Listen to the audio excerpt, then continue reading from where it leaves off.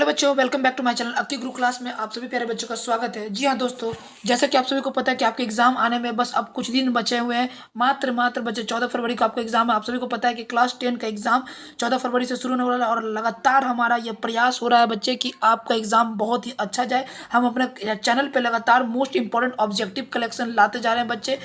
हमारी यही कोशिश लगातार रह रही है कि आपका एग्जाम बिल्कुल बहुत ही अच्छा से अच्छा एग्जाम निकले बच्चे। सभी एग्जाम में कम से कम 70-80 प्लस आपका मार्क्स जो है वो आप पाएं। तो बच्चे ये भी प्रश्न जो है आपका हिंदी का सेट सीरीज रहेगा जिसमें मोस्ट इंपॉर्टेंट ऐसे 50 प्रश्न ऑब्जेक्टिव का कलेक्शन लेके आया है जो सीधा आपको 100% मैं दावा के साथ बोल सकता हूँ कि एग्जाम में ऐसे ही प्रश्न रहेंगे। बस वीडियो के अंतिम समय तक बने रहेगा और अगर चैनल पर नए हैं तो चैनल को सब्सक्राइब कर बेल आइकन प्रेस कर लें, ठीक है, ताकि जब भी वीडियो क्लास की आए तो आपको नोटिफिकेशन तुरंत आसानी से पहुंच जाए। ठीक है, तो चलिए आज का पहला प्रश्न देखिएगा बच्चे। प्रश्न आपका है कि विष के दांत के पाठ की विधा कौन है, कैसी है, बताइए। निबंध, व्यक्ति का चित्र, कविता, कहानी, बताइए।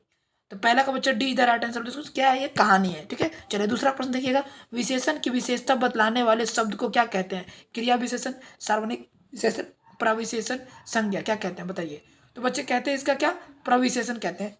सी is the right answer of this question. ठीक है, तीसरा प्रश्न देखिएगा। हजारी प्रसाद द्विवेदी द्वारा रचित पाठ कौन सा है? नाखून क्यों बढ़ते हैं, बहादुर, अवनिया, मछली, बताइए। तो तीसरा का जो हो जाएगा बच्चे, नाखून क्यों बढ़ते हैं। A is the right answer of this question. ठीक है, चलिए अगला प्रश्न देखिएगा। अगला प्रश्न है प्यारे बच्चे की परिणामवाचक विशेषण इसमें कौन है? सुंदर, थोड़ा सा, चार, पुराना, बताइए। परिणामवाचक विशेषण इसमें है बच्चे सुंदर। ठीक है, A is the right answer of this question. चलिए आगे देखिए, पांचवा प्रश्न। सेन साहब की आंखों का तारा कौन है? कार, खोखा, खोखी, उपयुक्त, सभी। तो सेन साहब की जो आंखों का तारा था क्या? खोखा। ठीक है, खोखा एक बात था क्योंकि वो सेन साहब को बुढ़ापे में पैदा हुआ था।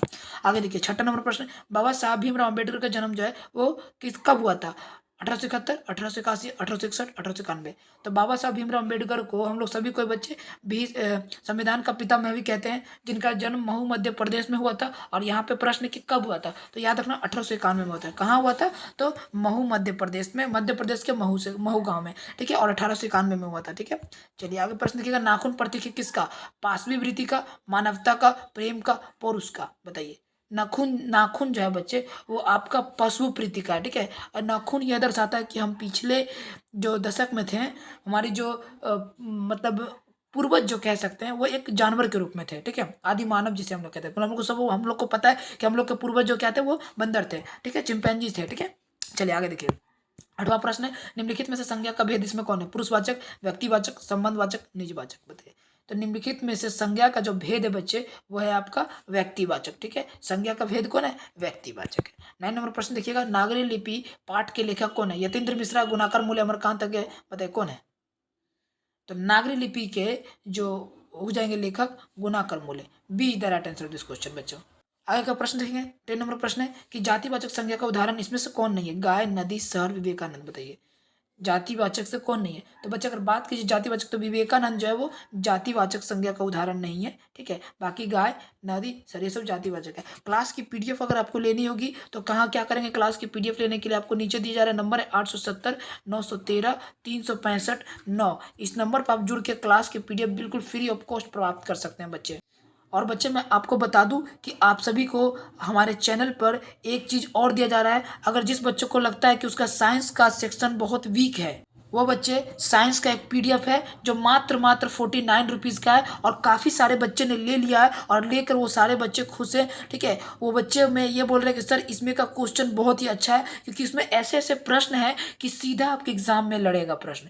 ठीक है, और आप, मैं गारंटी के साथ बोल सकता हूँ कि वो 80+ आपको बिल्कुल नंबर देने की कैपेसिटी रखता है वो पीडीएफ। इसलिए आप, अगर आपको लगता है कि मेरा साइंस का सेक्शन वीक है तो आप उस पीडीएफ को लेकर आप परचेस कर अपनी तैयारी साइंस में बहुत अच्छे नंबर से कर सकते हैं। ठीक है, बहुत अच्छे नंबर ला सकते हैं। ठीक है, चलिए आएगा प्रश्न देखिएगा बच्चे। 11 नंबर प्रश्न है। बहादुर कहाँ का रहने वाला था? बिहार, उत्तर प्रदेश, नेपाल, भूटान, बताइए। तो बहादुर जो था बच्चे वो कहाँ का रहने वाला था? बिहार का। ए ऑप्शन बिल्कुल सही हो जाएगा। ठीक है, बहादुर कहाँ का? तो बच्चे गलत हो गया, बहादुर बिहार का नहीं रहने वाला था। बहादुर जो था बच्चे वो नेपाल का रहने वाला था। ठीक है, कहाँ का? नेपाल का। ये मिस्टेक से मैंने बोल दिया लेकिन नेपाल होगा। ठीक है, चलिए 12 नंबर प्रश्न देखते हैं। बहादुर का पूरा नाम क्या था, बताइए। दिल बहादुर, शेख बहादुर, बहादुर प्रसाद, बहादुर पंडित। तो बहादुर का पूरा नाम था दिल बहादुर। दिल शब्द को लेखक की पत्नी ने उड़ा दिया और सिर्फ बहादुर रहने दिया। ठीक है, 13 नंबर देखिएगा। प्रगतिशील साहित्य का संबंध है किनसे? बौद्ध दर्शन से, वेदांत दर्शन से, मार्क्स विचारों से, इनमें से कोई नहीं, बताइए क्या होगा उत्तर। तो इसका जो उत्तर हो जाएगा बच्चे 13 नंबर का हो जाएगा सी ऑप्शन बिल्कुल सही हो जाएगा, मार्क्स के विचारों से। प्रगतिशील साहित्य का संबंध किससे, तो मार्क्स के विचारों से। 14 नंबर देखिएगा, कर्मधारय समास है, इसमें बताइए कौन। आपके विकल्प है चतुर्भुज, ऋषिभुज, चंद्रभुज, चंद्रमुख, वनवास। बताइए कर्मधारय समास कौन सा है, तो कर्मधारय समास से बच्चे चंद्रमुख, C the right answer this question. ठीक है।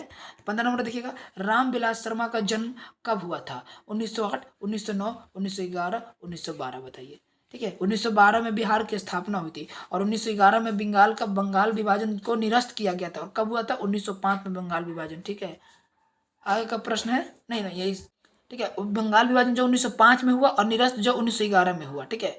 और यहाँ रामविलास का जो जन्म है बच्चे वो कब हुआ था, तो रामविलास शर्मा जी का जन्म भी 1912 में हुआ था। ठीक है। याद रखना है कब हुआ था, तो 1912 में। ठीक है। आगे देखिए, अगला प्रश्न है कि लक्ष्मी के बड़े पुत्र का नाम क्या था, अच्युत, गुणानिधि, लक्ष्मण, शंकर। बताइए। तो लक्ष्मी के बड़े पुत्र का नाम अच्युत था। ठीक है। क्या था, अच्युत। और उसके पति का नाम था लक्ष्मण। ठीक है। चलिए आगे का प्रश्न देखिएगा। प्रश्न 12 नंबर क्या है, एक वृक्ष की हत्या में कवि शहर को किससे बचाने की बात करता है, लुटेरों से, देश के दुश्मनों से, नादिरों से, इनमें से कोई नहीं। एक वृक्ष की हत्या में कवि जो है बच्चे वो किससे, तो नादिरों से बचाने की बात करता है। सी ऑप्शन जो बिल्कुल सही हो जाएगा। ठीक है। अगला प्रश्न देख लीजिएगा बच्चे, गांधी जी का दक्षिण अफ्रीका का प्रवास कब तक था, 1893 से 1914, 1892 से 1913, 1894 से 1914, 1893 से 1913। तो गांधी जी का जो बच्चे प्रवास था वो 1893 से 1914। ठीक है। गांधी जी जो है देखिए 1914 नहीं, अब हाँ कह सकते हैं 1914, क्योंकि 1915 में गांधी जी भारत आ गए थे 9 जनवरी को 1915 को, इसलिए 9 जनवरी को हम लोग प्रवासी दिवस भी मनाते हैं। ठीक है। चलिए 4 नंबर प्रश्न है कि कवि ने माली को मलिन किसे कहा, शंकर पार्वती, गणेश लक्ष्मी, कृष्णा राधा, राम सीता। तो कवि ने बच्चों माली मलिन किसे कहा, तो वो कहा बच्चे शंकर पार्वती को। ए ऑप्शन जो बिल्कुल सही हो जाएगा बच्चों। ठीक है। देखिए बच्चे मैं आपसे बार बार विनती करता हूं कि आप मेरे एक भी क्लास को स्किप मत कीजिएगा, क्योंकि मैं मैट्रिक की इंपॉर्टेंट तैयारी करवा रहा हूं। अपने चैनल पर लगातार मोस्ट इंपॉर्टेंट ऑब्जेक्टिव डालता जा रहा हूं ताकि आप सबको बहुत हेल्प मिले। ठीक है। और फिर से बोलूंगा कि अगर आपको पीडीएफ लेने के लिए इस क्लास की क्या करनी होगी कि 870 913 365 9 पर आप मैसेज कीजिए कि सर हम 10 क्लास के स्टूडेंट हमें जोड़ दीजिए, तुरंत जोड़ दीजिएगा बच्चे, बिल्कुल फ्री ऑफ कॉस्ट पीडीएफ दे रहा है। अभी तक बहुत सारे बच्चे जुड़ चुके हैं, इसलिए आप देर ना करें, जुड़ जाइए। और अगर आपको साइंस का पीडीएफ लेना है 49 रुपये का बच्चे, इससे सस्ता क्या आएगा आज के डेट में, सोचिए 49 बच्चे, एक मात्र पॉकेट, छोटे से बच्चे का पॉकेट खर्च भी कम है, तो इससे सस्ता क्या ही मैं आपको बताऊं। ठीक है। बस थोड़ी सी मेहनत लगी इसलिए इसको चार्जेबल किया गया, वरना ये भी फ्री कर दिया जाता है, लेकिन काफी मेहनत के बाद बच्चे तैयार किया गया ताकि बच्चे सोचिए कि अब सोचिए कि 49 में बच्चे इसलिए इतना कम रखा कि सभी बच्चे अफोर्ड कर पाए, गरीब से गरीब, अमीर से अमीर, सभी बच्चे के लिए आसान हो जाएगा। ठीक है। बताइए। तो इसका जो उत्तर हो जाएगा आप सबको पता है कि ए ऑप्शन से हो जाएगा। ठीक है। चलिए आगे का प्रश्न देखते हैं। मंगू के अलावा उसकी माँ की कितनी संतानें थी, 2, 3, 4, 1। बताइए। तो उसकी माँ की जो संतानें थी मंगू के अलावा वो 3 थी। ठीक है। देखिए एक बात बोलते हैं, जो 49 रुपीज है ना, ये आपके भविष्य से बढ़ के नहीं है। जिंदगी भर के लिए आप सबको बोलते रहिएगा कि मेरा जो है 80+ आया साइंस में, मात्र 49 रुपया लगाने से। अब बताइए 49 रुपया आप कितना बर्बाद कर देते होंगे, जरा एक बार खुद कल्पना करके देखिए, सोच के देखिए कि आप 49 रुपया कितना फालतू में आपका कभी कभी तो खो जाता होगा 50-100 रुपया। और अगर आपको 50 रुपया अगर लगता है बच्चे तो क्या हर्ज है, इमेजिन करके देखिए कि 50 रुपये में आपका भविष्य कितना बन जाएगा, ये सोच के तो देखिए आप। ठीक है। मैं आपको देखिए दिखाने का प्रयत्न करूंगा 49 रुपये में क्या मिल रहा है। ये देखिए बच्चे 49 रुपया है, 49 रुपये 199 रुपया को कट करके 49 रुपया किया गया है, क्योंकि बच्चे देखिए यहाँ पे आपको जो है फिजिक्स का, केमिस्ट्री का, बायोलॉजी का, ये 3 सेक्शन मिलाकर काफी ज्यादा मेहनत करने के बाद ये 3 सेक्शन को तैयार किया गया। और इस 3 सेक्शन में आई प्रॉमिस यू बच्चे कि ऐसा ऐसा नोट्स और ऐसा ऐसा ऑब्जेक्टिव और ऐसा ऐसा सब्जेक्टिव डाला गया है बच्चों कि सीधा आपको हु बहु एग्जाम में देखने को मिलेगा। हम आपसे यह बात बोलते हैं गारंटी के साथ कि 10 क्वेश्चन रहेगा यहाँ पे तो 7 क्वेश्चन आपको एग्जाम में मिलेगा। अब बताइए 7 क्वेश्चन तो कोई मजाक नहीं, कम से कम बच्चों मैं आपको कहता हूँ 7 नहीं तो बच्चे 5 तो कोई नहीं रोक सकता है, इस बात की मैं गारंटी देता हूँ। क्योंकि बिहार बोर्ड के पास कोई ऐसा ऑप्शन ही नहीं बचा कि वो सिलेबस को चेंज करे, क्योंकि हर साल बिहार बोर्ड का बुक चेंज होता तब ना सिलेबस चेंज होता। बच्चे एक ही क्वेश्चन को दोहरा रहा है, हाँ आगे पीछे करेगा लेकिन वही क्वेश्चन को दोहराएगा। ठीक है। तो मैं इस क्लास में आपको बहुत ही इंपॉर्टेंट तरीके से पीडीएफ तैयार किया गया है। आपको यहाँ पे पता है, देखिए यहाँ पे दिया हुआ है कि ऑब्जेक्टिव, सब्जेक्टिव और नोट्स, फुल पीडीएफ नोट्स मात्र 49 रुपया में। आपको करना क्या होगा, तो ये जो नीचे दिया जा रहा नंबर है, इस नंबर पे आप मैसेज कीजिए कि सर हम 10 क्लास के स्टूडेंट है, हमें 49 रुपीज़ वाला साइंस का PDF दे दीजिए। ठीक है, आपको वहाँ पे बता दीजिएगा कि पेमेंट का मोड कैसे करना है। आपको पेमेंट मोड के बाद तुरंत PDF प्रोवाइड करवा दीजिएगा, और उसके बाद आप इस PDF से पढ़कर, मैं गारंटी के साथ बोलता हूँ कि अगर पूरे साल आप नहीं पढ़े होंगे, तो अगर आप इस PDF से पढ़ कर, अगर आप पढ़ने वाले बच्चे हैं, अगर अच्छे से मन लगा कर 2 दिन में के अंदर अगर PDF को पढ़ लेते हैं, 1 दिन में पढ़ लेते हैं ना, और आपको याद कर लेते हैं, आपका गया, आपका साइंस का बेड़ा पार लग गया, आप निकाल लोगे साइंस। इस बात की मैं गारंटी देता हूँ, क्योंकि मैंने इस नोट्स को देखा है, मैंने समझा है, मैंने बहुत फोकस किया इस नोट्स पे। एक एक क्वेश्चन बहुत है, 160 पेज का बच्चे क्वेश्चन, 160 पेज, अगर आप 2 घंटा बैठ जाइए मन लगा के, आपका science section complete. You trust me बच्चे, ये साइंस का PDF कोई अपने आप में PDF बवाल PDF है, रामबाण साबित होगा आपके लिए। पता है, ब्रह्मास्त्र ये PDF। इमेजिन करके तो देखिए, आप लेके देखिए, 49 रुपये कितना बर्बाद कर देंगे। चलिए कोई बात नहीं, 49 रुपये कितना आएगा जाएगा, आप लेके देखिए। आपको नहीं अच्छा रहा तो फिर आप हमको बोलिएगा कि नहीं सर, ये 49 का PDF बिल्कुल बेकार था। ठीक है, उम्मीद है बच्चे कि आप सभी हमारी बातें को समझेंगे, और काफी सारे बच्चे ने ले लिया है, ऐसा नहीं कि नहीं, बहुत सारे बच्चे ने ले लिया है। जिन बच्चों ने नहीं लिया है, इससे पहले चिड़िया चुग गए खेत, तो बताने से क्या फायदा, बाद में आप पछताओ कि काश मेरा साइंस का एग्जाम भी अच्छा जाता, काश मैं वो PDF ले लिया होता। तो फिर बाद में पछताने से क्या फायदा, समय तो निकल जाएगा। क्योंकि 14 फरवरी के मैथ का है, 15 फरवरी के साइंस का है, तो ज्यादा टाइम तो है नहीं। मैथ तो सोल्यूशन वाला है, लेकिन साइंस समझने वाला है, इसलिए प्लीज बच्चे PDF ले लीजिए, ले लीजिए। आपसे हाथ जोड़ के विनती करते हैं, क्योंकि आपका भविष्य बन जाएगा 49 रुपये में। 49 रुपये में आप कितने चीजें बर्बाद कर देते हैं, खा जाते हैं, क्या कर लेते हैं। ठीक है, यहाँ 49 रुपये में आपका साइंस का भविष्य बनने वाला है। तो प्लीज बच्चे साइंस का सेक्शन लें, अवश्य लें, और अपने साइंस का पार्ट को बहुत अच्छे से नंबर लेके आए। ठीक है, तो चलिए आज अगला प्रश्न में चलते हैं बच्चे हम लोग। ठीक है बच्चे, तो प्रश्न था कि मंगू की माँ के अलावा उसकी जो है कितनी और पुत्र थी, मंगू के अलावा तो 3 थी। ठीक है, आगे का प्रश्न देख लेते हैं हम लोग। ठीक है, प्रश्न है, दिनकर की किस कृति के लिए ज्ञानपीठ पुरस्कार मिला है। रश्मि रथी, संस्कृति के 4 अध्याय, उर्वशी, रेणुका। बताइए क्या होगा। तो बच्चे इसका जो हो जाएगा वो आपका C ऑप्शन जो है, Urvashi is the right answer of this question. ठीक है, 7वां प्रश्न देखिएगा, नौबत खान में इबादत साहित्य की कौन सी विधा है। निबंध, कहानी, व्यक्ति चित्र, साक्षात्कार। बताइए क्या हो जाएगा। तो 7 नंबर का अगर आपने C ऑप्शन चूज किया तो बहुत अच्छे, C the right answer of this question. ठीक है बच्चे, चलिए 8वां प्रश्न देखिएगा, पंडित बिरजू महाराज लखनऊ घराने के किस पीढ़ी के कलाकार है। छठी पीढ़ी, 7वीं पीढ़ी, 9वीं पीढ़ी, 8वीं पीढ़ी। क्या हो जाएगा। तो प्यारे बच्चे, अगर 8 नंबर का आपने B ऑप्शन चूज किया है तो बहुत अच्छे, 7वीं पीढ़ी के थे। ठीक है, चलिए 9वां प्रश्न देख लीजिएगा बच्चे, सीता के बेटों ने सीता को कितने रुपए माहवारी खर्च देने का निर्णय किया। बताइए। तो बच्चे 50 रुपए देने का निर्णय किया। A is the right answer of this question. ठीक है, चलिए 10वां प्रश्न देखिएगा, उत्तर भारत में से नागरी लिपि के लेखक कब से मिलने लगते हैं। 8वीं सदी से, 6ठी सदी से, 9वीं सदी से, 4थी सदी से। क्या होगा। तो बच्चे 8वीं सदी is the right answer, A option जो है बिल्कुल सही उत्तर हो जाएगा। 11 नंबर देखिएगा, बहादुर को कितने रुपए चोरी का इल्जाम लगा था। 10 रुपए, 11 रुपए, 12 रुपए, 13 रुपए। तो प्यारे बच्चे, बहादुर को जो चोरी का इल्जाम लगा था वो 11 रुपए। ठीक है, किसने लगाया था ये बताइए। तो लेखक के साले के जो घर आए थे ना, उस शायद उनकी पत्नी ने लगाया था। ठीक है, ये होगा इसका उत्तर।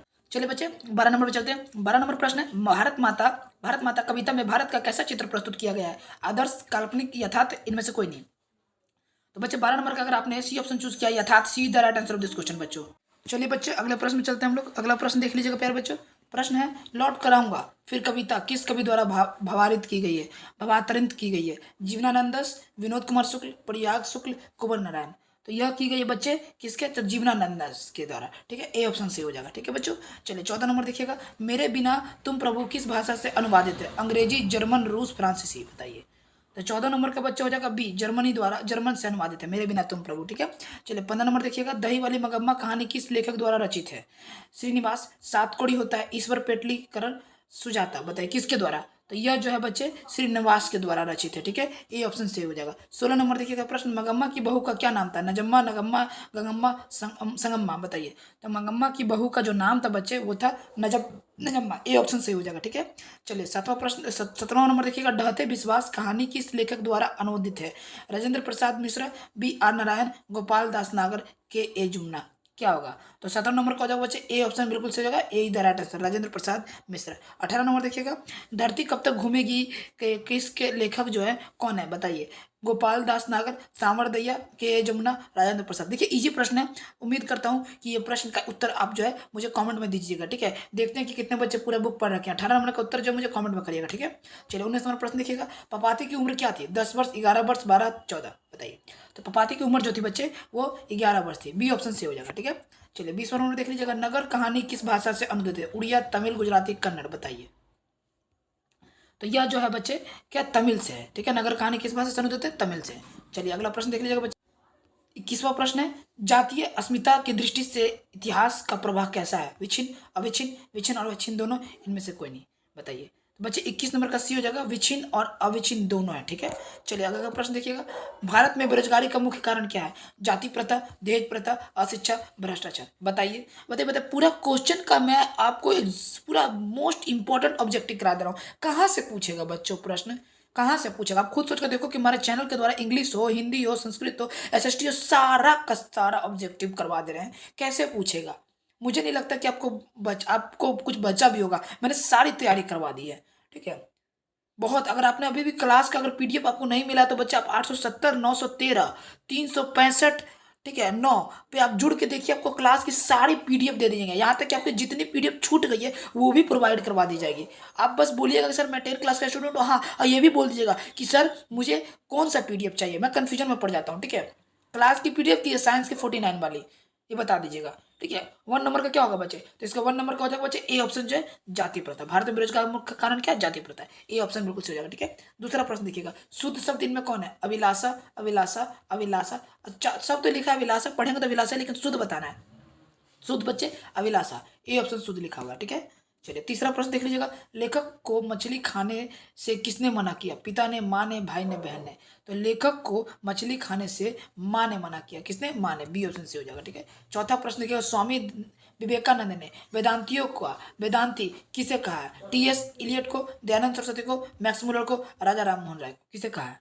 तो बच्चे ये कहा है मैक्स मुलर को। सी ऑप्शन से हो जाएगा, ठीक है। चलिए पांचवा प्रश्न देखिएगा, दही वाली मगम्मा पाठ के लेखक कौन है? श्रीनिवास, सामरदिया, सुजाता, इनमें से कोई नहीं। बताइए क्या होगा? तो बच्चे इसका जो उत्तर हो जाएगा श्रीनिवास, ए ऑप्शन से बिल्कुल सही हो जाएगा, ठीक है। चलिए छठा प्रश्न देखिएगा, नौबत खान में इबादत पाठ के केंद्र का? बिरजू महाराज, बिस्मिल्लाह खां, जाकिर हुसैन, इनमें से कोई नहीं। बताइए इसमें नौबत खाने में इबादत पाठ के केंद्र में क्या है? तो इसमें जो है बच्चे वो बिस्मिल्लाह खां है। बी ऑप्शन सही हो जाएगा, ठीक है। सातवां प्रश्न देखिएगा, रामधारी सिंह दिनकर रचित पाठ है, हिरोशिमा, जनतंत्र का जन्म, भारत माता, मछली। क्या होगा? तो 7 नंबर का बच्चे बी ऑप्शन सही हो जाएगा, जनतंत्र का जन्म, ठीक है। चलिए किसके द्वारा, रामधारी सिंह दिनकर द्वारा कौन सा चीज रचा गया है? तो जनतंत्र का जन्म, ठीक है। चलिए आगे देखिए, द्रव्यवाचक संज्ञा का उदाहरण कौन है? गुच्छा, तेल, शहर, कच्छा। द्रव मतलब लिक्विड में लग ही रहा है बच्चे कि ये तेल होगा, ठीक है। गुच्छा तो आपको समूहवाचक हो गया। Be the right answer of this question, ठीक है।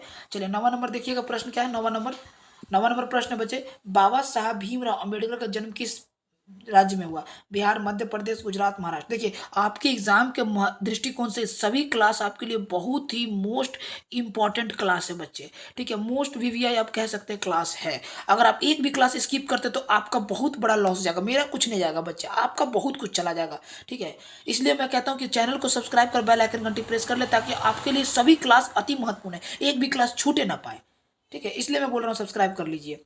तो 9वां नंबर का बच्चों जगह मध्य प्रदेश, मध्य प्रदेश में कहा? तो महू में बच्चों, ठीक है। महू is the right answer, b is the right answer this question, ठीक है। चलिए 10वां प्रश्न देखिएगा, कविता नहीं है, एक ब्रिज की हत्या, लौट कराऊंगा फिर, नौबत खानी में इबादत, हमारी नींद। इसमें कविता में कौन कविता नहीं है? तो इसमें जो कविता नहीं है वो नौबत खान में इबादत कविता नहीं है, बाकी सब कविता है बच्चे, ठीक है। चलिए आगे देखिए 11 नंबर प्रश्न, रामधारी सिंह दिनकर का जन्म किस जिले में हुआ? जमुई, मुजफ्फरपुर, बेगूसराय, सीतामढ़ी। तो रामधारी सिंह दिनकर का जन्म जो है वो बच्चे कहाँ हुआ? तो बेगूसराय में हुआ। कहाँ? बेगूसराय में। सी ऑप्शन सही हो जाएगा, ठीक है। चलिए 12 नंबर प्रश्न देखिएगा, निम्नलिखित में से विशेषण का भेद नहीं है? प्रविशेषण, गुणवाचक, परिणामवाचक, संख्यावाचक। बताइए क्या होगा? तो बच्चे ए ऑप्शन से हो जाएगा प्रविशेषण, A is the right answer of this question, ठीक है। चलिए आगे देखिए 13 नंबर, तार सप्तक का संपादन किया है? जयशंकर प्रसाद ने, महादेवी वर्मा ने, राम इकबाल सिंह राकेश ने, अगे ने। बताइए तो तार सप्तक का संपादन जो किया है वो किसने किया है? तो वो अगे ने किया। डी ऑप्शन सही हो जाएगा, ठीक है। चलिए आगे देखिए 14 नंबर प्रश्न है, खोखा के दांत किसने तोड़े? मदन ने, सेन साहब ने, गिरधर ने, मदन के दोस्त ने। तो खोखा के जो दांत है वो मदन ने तोड़े, ए ऑप्शन बिल्कुल सही हो जाएगा, ठीक है। 15 नंबर प्रश्न में चलते हैं, जारशाही का डैश में थी, जारशाही डैश में थी, कहाँ थी? बताइए क्या होगा ऑप्शन?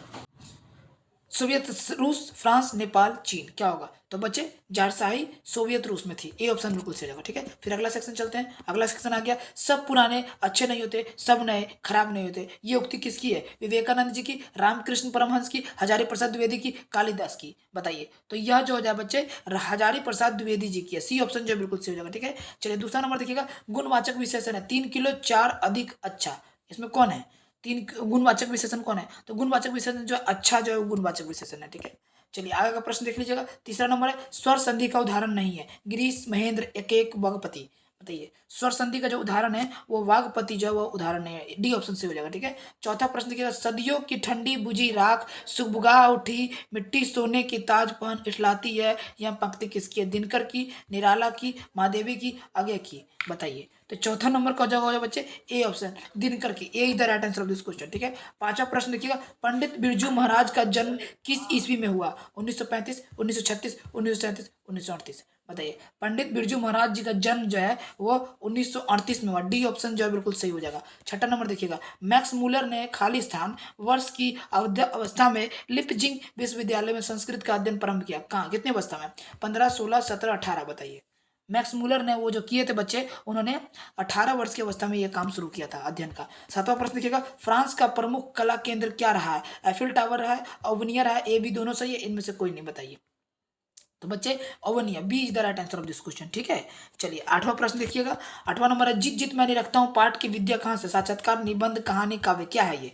तो यह जो है बच्चे एक साक्षात्कार, ए ऑप्शन जो बिल्कुल सही हो जाएगा। ठीक है। चलिए नौवां प्रश्न देखिएगा, दुर्दांत मानवीय विश्विका का चित्रण करने वाली कविता इसमें कौन है? एक ब्रिज की हत्या, अक्षर ज्ञान, हिरोशिमा, जनतंत्र का जन्म। क्या होगा? तो नौवां नंबर का बच्चा Hiroshima, Hiroshima is the right answer of this question. ठीक है। चलिए आगे देखिए, 10वां नंबर प्रश्न है कि अधर्म में कौन सा उपसर्ग है? अ, अध, अध, अर्म। बताइए। तो अधर्म में जो उपसर्ग है बच्चे वो है अ। ए ऑप्शन बिल्कुल सही हो जाएगा। ठीक है। चलिए 11 नंबर देखिए, हिंदी के आदि कवि हैं चंदबरदाई, अमीर खुसरो, बिहारी लाल, सरहपाद। बताइए क्या होगा? 11 नंबर का बच्चा D the right answer of the question, Sarahapada. ठीक है। चलिए आगे देखिए, 12 नंबर प्रश्न, रंगप्पा कौन था? जुआरी, व्यापारी, वकील, किसान। तो रंगप्पा जो है बच्चे वो एक क्या था? बताइए।